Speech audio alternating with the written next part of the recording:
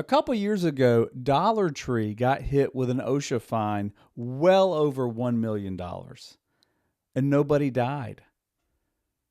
Let me explain that. Dollar Tree got hit with a fine over $1 million, and nobody was killed. Why was that?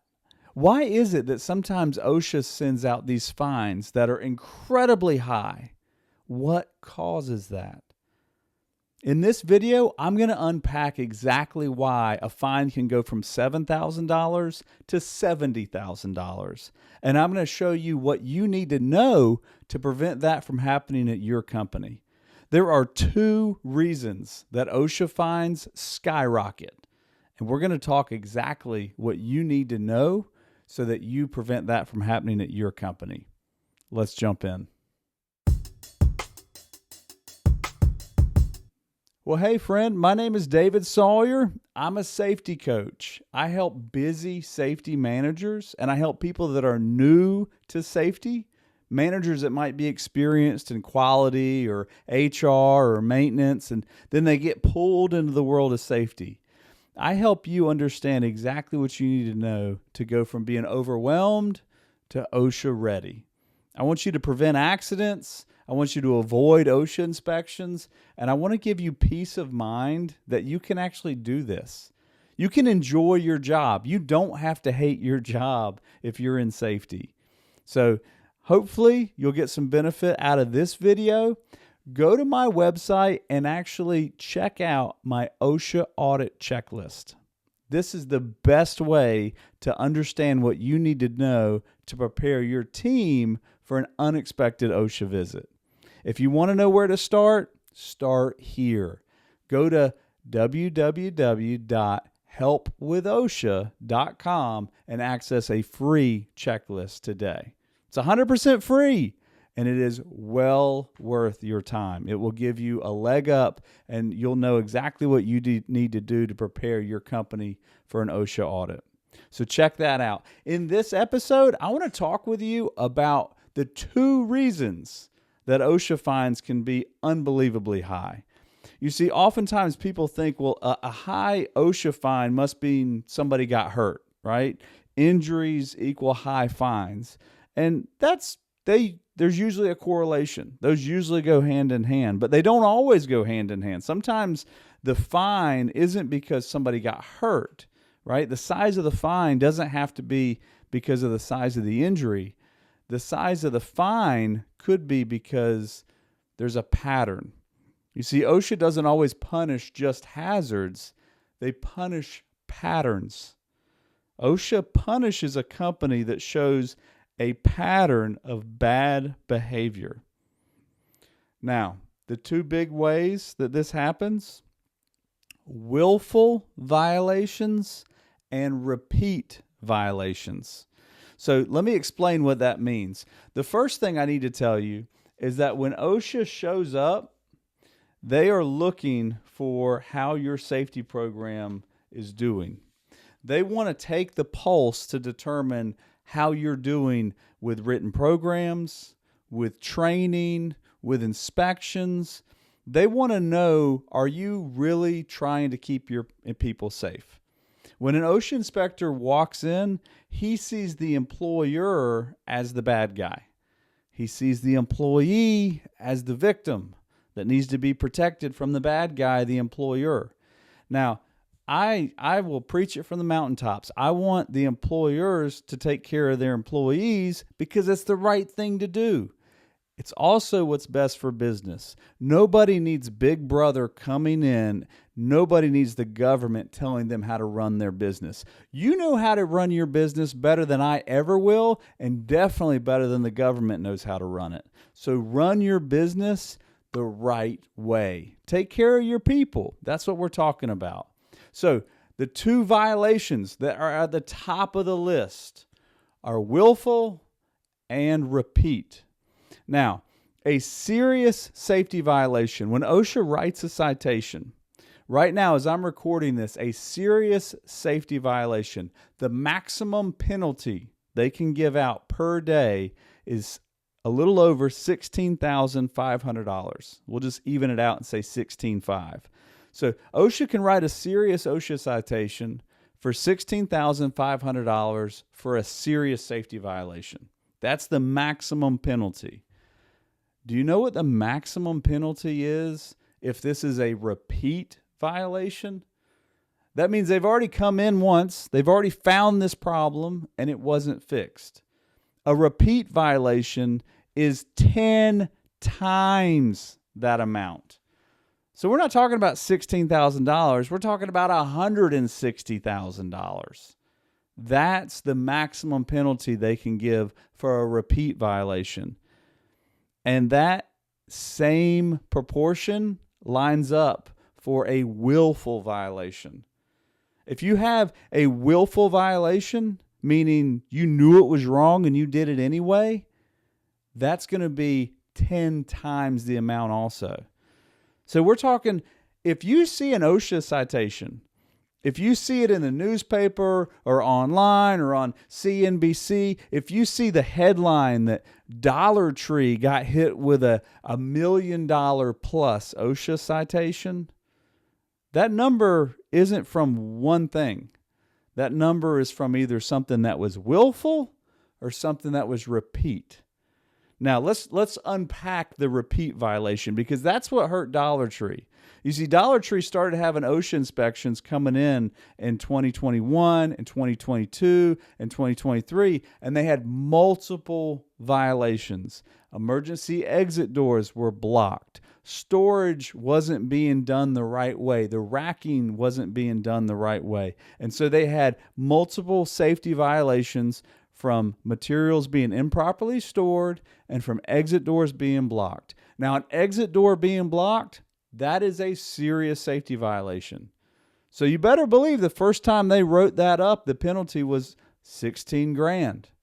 Well, when they come back and they find the same problem, that's when they go to a different store and they find the same problem, and then they go to a different store and they find the same problem.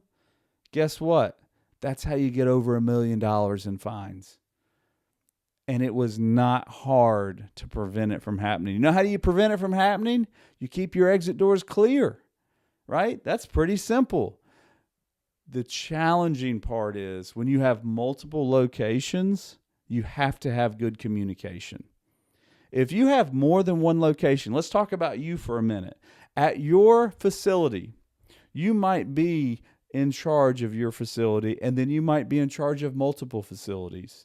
It is so important that you have good communication between all the facilities on all the safety hazards. And if you find a problem, let's say it's not an emergency exit. Let's say it's an electrical extension cord that has a damaged insulation on it that's frayed. Guess what? That's a safety violation. If I find it in North Carolina and then I go to my sister company in Georgia, that's going to be a repeat violation.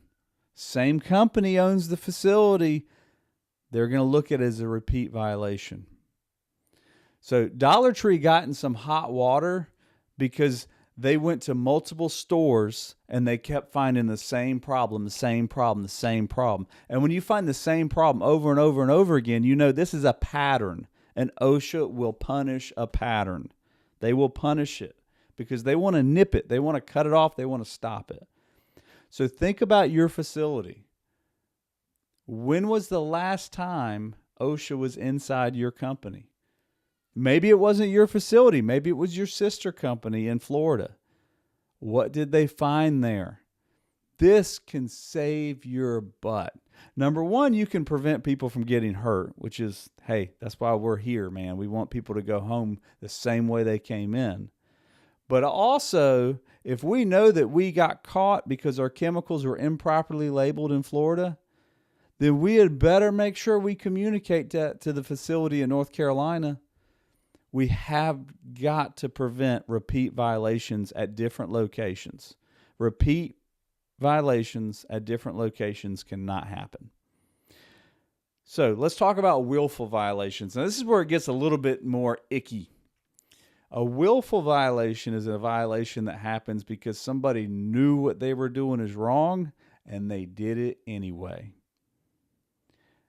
The most important thing with this is if you know something is being done wrong, if your maintenance manager knows something is being done wrong on second shift, if your production manager knows that something's being done wrong over the weekend, don't let it happen. Don't look the other way. Don't pretend like you don't know what's going on. It is just a matter of time. And usually the way this comes out is someone gets seriously hurt. And it'll happen on the weekend. It'll happen on the holiday weekend. It'll be Murphy's Law, and it'll happen over 4th of July or Thanksgiving or Christmas, and it will be a holiday that you want to forget but can't. We do not want somebody getting seriously hurt. But that's not where it ends. When somebody gets seriously hurt, then you have an OSHA violation, you have an OSHA inspection. And when OSHA walks out, they're going to start interviewing people. They're going to start looking at programs. They're going to start looking at training, and they're going to figure out what exactly is the quality of the safety program. And if it's not good, if they interview people and they're like, oh yeah, we knew that was going on. Fill in the blank, whatever it is at your company. Think about your specific company. Where are people covering up something? Where are people putting production over safety? It happens everywhere. I wish that wasn't the case, but I've been doing this over 15 years. It's not even done on purpose. It's just done kind of by accident until there is an accident. We never want to put production over people. So if you know of a situation where, hey, we're cutting some corners because we need to speed this process up and nobody's gotten hurt yet, now is the time to speak up. We do not want to have a willful violation. I'll give you an example. This is a true story that happened. I went into a facility one time and they had a lot of forklifts. They were being used outside the building. And I was there to actually do a powered industrial truck training course. And so I did a classroom training course, and then we walked out and we were doing the hands-on training. But before I got to the hands-on, when I was doing the classroom training, I actually had one of the managers. We were going over the safety features of the equipment, right? All standard stuff, nothing fancy. I'm talking about the horn. I'm talking about the lights. I'm talking about the seat belt. And the manager came up to me during one of the breaks, and he was like, hey, Mr. Sawyer, our lifts don't have seat belts. And I looked at him. I was like, well, let's take a look at it when we get out there. I bet they do. And he was like, no, they don't. I mean, I think our lifts are old and they didn't come with seat belts. Now, their lifts were not that old, but he genuinely didn't think they had seat belts. He wasn't lying to me. He really didn't think they had seat belts. And then we went out there and I started looking at the equipment. And the equipment that I was inspecting, the one that I was looking at, it had a safety checklist. Safety checklist was being filled out. And I looked and the seatbelt was nowhere to be found. On the checklist, the seatbelt was being checked off like it had been done. And I go and I look, and that seatbelt, not only does it exist, but it's tucked under the seat and it's been buckled. So it's been clipped under the seat. Now, think about it for a minute. You've been around a little while. Why would somebody clip the seatbelt? Why wouldn't they just hide it? Why wouldn't they? If they're gonna be deceptive, why are they clipping the seatbelt? Because that piece of equipment had a safety feature on it. It would not start. It would not run if the seatbelt wasn't clipped. It's kind of like the new modern cars. The modern cars nowadays, you know, they will beep at you and they'll drive you nuts telling you to put your seatbelt on. If you put, you know, your passenger sits down in the passenger side seat and he doesn't clip his seatbelt, it's going to beep at you. It's going to tell you everything. Well, this piece of equipment had a safety feature that would not let the forklift run, would not let the lift run unless the seatbelt was buckled. So someone, not the person that talked to me, but someone had deliberately buckled the seatbelt and then hid it. And they hadn't just done it for that one lift. Every single lift they had, and they had about a dozen of them, had a seatbelt that was clipped and hidden. Now, let me ask you something. Put yourself in the shoes of an OSHA compliance inspector. If you go out there and you find that somebody is hiding the seatbelt under the seat, that's a perfect example of a willful violation. Now, the company that I was dealing with, getting back to my story, they didn't get a violation because OSHA didn't catch it. I caught it. And as a trainer, I made it very clear to everybody involved, this cannot happen. This is a willful violation. Now, the guy that told me, like I said, he didn't even know. He didn't even know. That's one of the reasons training is so important. We got to have routine training so that people know this is required. The same is true for machines that have guards. If you have a machine with a guard and the guard has been removed, somebody can get hired and they start working 6 months after the guard's been removed. They don't know that machine was even supposed to have a guard, right? They're operating it not knowing that they're operating it incorrectly. And then God forbid they get something serious that happens and they cut off 3 of their fingers. And then you have an OSHA inspection. They go, wait a minute, where's the guard? The guard's missing. The guy says, we never had the guard. If the guard has been removed and somebody's using that equipment, that is a willful violation.